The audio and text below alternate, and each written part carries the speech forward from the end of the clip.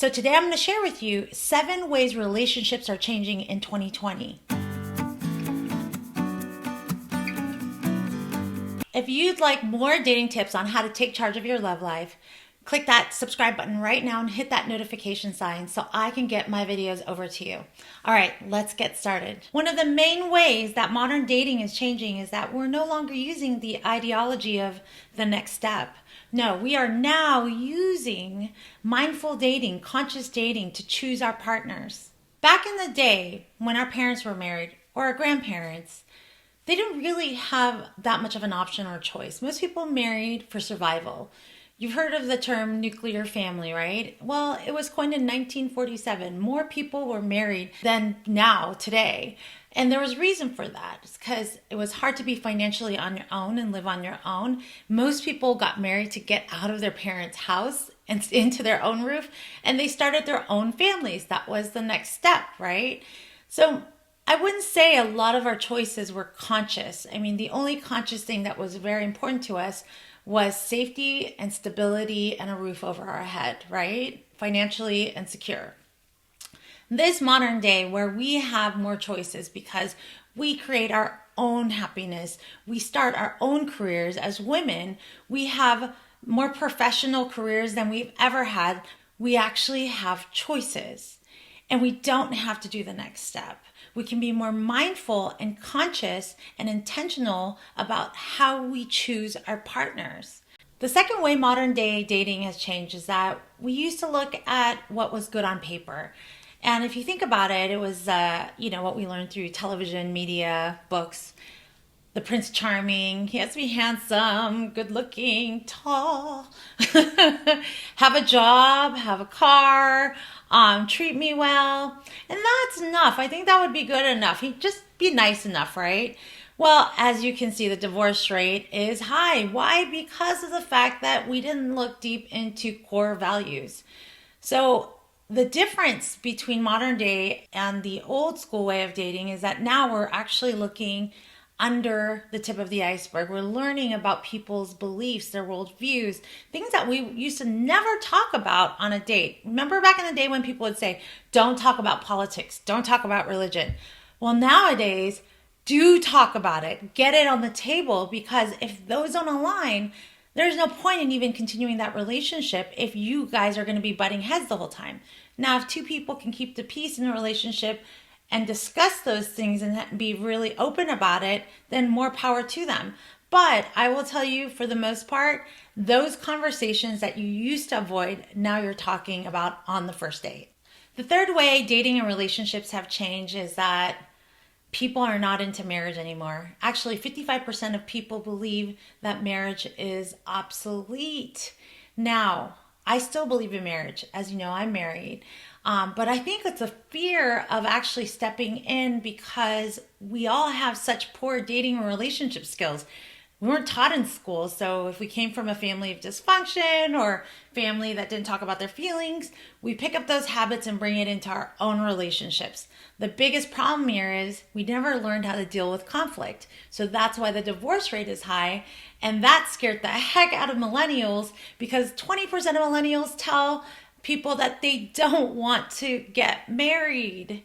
And that's a big number, right? And I will tell you, back in 1957, in an article here in Psychology Today, they said 4 out of 5 people said it was sick and neurotic and immoral to not be married. Whether you want to be married or not, I'm a huge advocate of having a healthy relationship.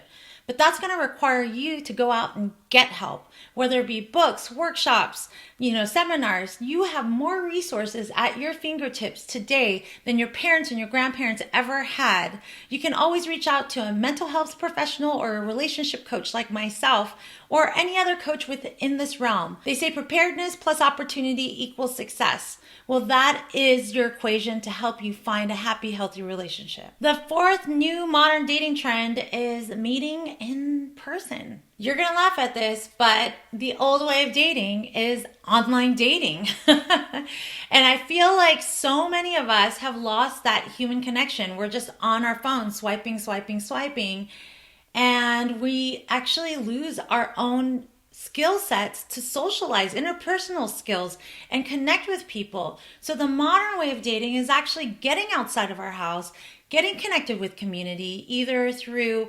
meetup.com or singles events or speed dating events, just getting out of the house and seeing another person and just connecting. We're tired of the computer. We do it all day for work. The last thing we want to do is go back on our computer to do it for enjoyment. The fifth way that relationships are changing is that people are letting go of perfection and they are embracing vulnerability. Back in the day, we wanted to make our hair perfect, our clothes perfect, and hide all of our flaws in front of the person in front of us. Unfortunately, that only led to inauthenticity, and eventually, after 3 to 5 months, the person would discover who you were and end the relationship, and vice versa, right? So this modern day dating is about being absolutely authentic, embracing your genuine self, showing flaws and all, so that people will accept you the way you accept yourself 100%. And believe it or not, with the work that Brené Brown did in The Power of Vulnerability with her TEDx talk, she changed the landscape of how we think about vulnerability. It is courage. It is strength. It allows us to create deeper connections. The sixth way that modern relationships have changed is that we are open to personal development. And I'm so grateful for that. Because back in the day, our parents grew up in a time that it was shameful, it was embarrassing to go to a marriage counselor or therapist or even ask for help. So people sat in their dysfunction or even normalized it because of fear of shame and judgment from family and friends. Now in the modern day, people understand, they're getting help, so they understand how to set boundaries. They can see dysfunctional relationships before it can even happen, and they avoid toxic personalities as much as they can. And if there is something that's going on in their own relationship, they're more apt to open up and ask for help.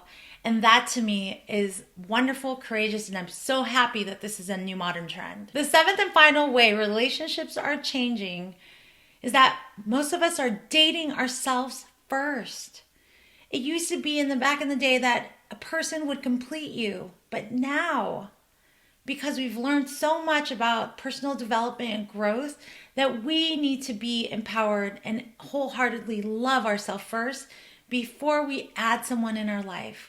We make us a priority. We bring ourselves joy through doing the things that we're passionate about, living our life vision, our purpose, and really owning our value. I believe in wholehearted that like attracts like. So when you are your best self, you will attract people at the equal level that you are at. So I have one question for you. What do you think has changed in this modern day dating scene? Please leave your thoughts and comments and questions below. I love hearing from you.